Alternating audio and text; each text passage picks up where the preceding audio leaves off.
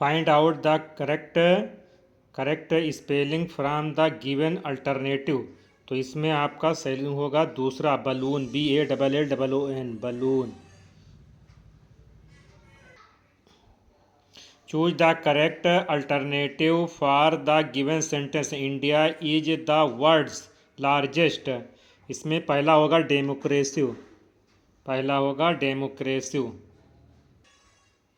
Choose the correct alternative to complete the given sentence. She is होगा इसमें, she is eating a mango, इसमें is होगा।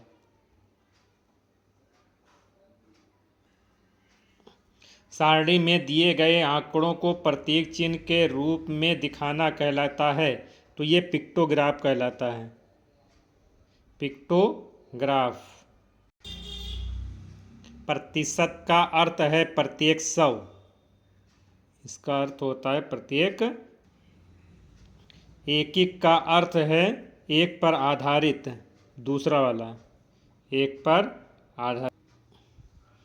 Malaria के उपचार की कुनेन नामक औषध किस वृक्ष की छाल से बनती है? तो ये सिनकोना से बनती है, सिनकोना। वाहनों में निम्नलिखित में से किस ईंधन का प्रयोग नहीं होता है? तो इसमें सरसों के तेल का प्रयोग नहीं होता है। प्रदूषण कम करने के लिए वाहनों में कौन सा ईंधन सबसे उपयुक्त है?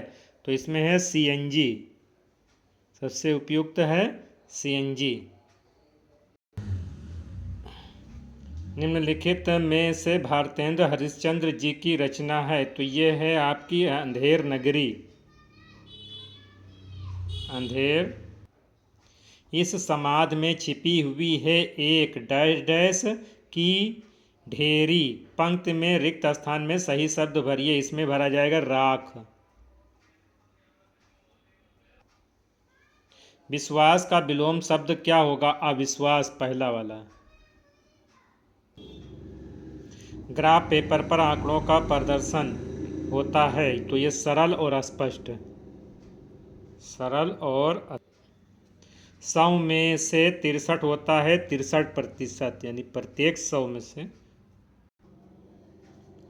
एक 12 कापी का मूल्य 162 रुपये है, तो एक कापी का मूल्य क्या होगा? तो एक कापी का मूल्य होगा 13 रुपये 50 पैसे। पृथ्वी पर कितने महासागर हैं? तो 5 महासागर हैं, महासागर 5 हैं। सबसे बड़ा महाद्वीप कौन सा है? तो सबसे बड़ा महाद्वीप है एशिया महाद्वीप। पृथ्वी पर लगभग कितने प्रतिशत भाग जल है? तो 71% भाग पर जल है। ये सुरक्षित करें। देखिए इस तरह आपके सभी सही हो जाएंगे। संस्कृत शब्द में कौन सा प्रत्यय लगा हुआ है? तो इसमें लगा है इक प्रत्यय, इक प्रत्यय। Find out the correct spelling from the given alternatives. Important, IMPORTANT, important. इसमें दूसरा वाला सही होगा, इम्पॉर्टेंट।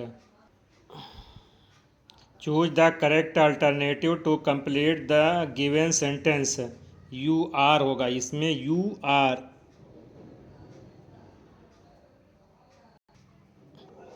किसी संख्या के 30% का मान 60 है, तो उस संख्या के 50% का मान क्या होगा? तो ये 100 होगा।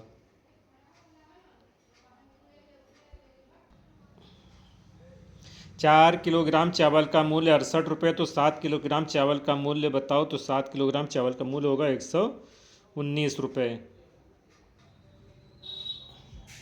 एक दुकानदार ने 1 दर्जन अंडे 60 रुपये में खरीदे। उसने एक अंडा 6 रुपये में बेचा, तो अंडे बेचने पर उसे कितने रुपये का लाभ हुआ? तो 12 छंग 72, यानी 12 रुपये का लाभ हुआ।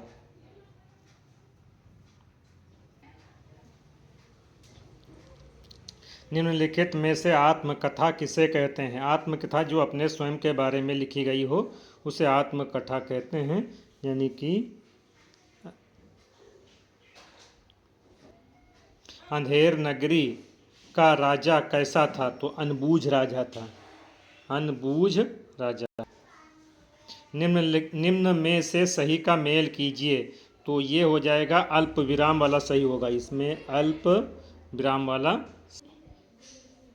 Find out the correct spelling from the given alternatives. Important IMPORTANT, important पहले दूसरा वाला सही होगा। Choose the correct alternative for the given sentence. Helen killer published her diet is about her own life. Own life का मतलब autobiography, autobiography इसमें सही होगा।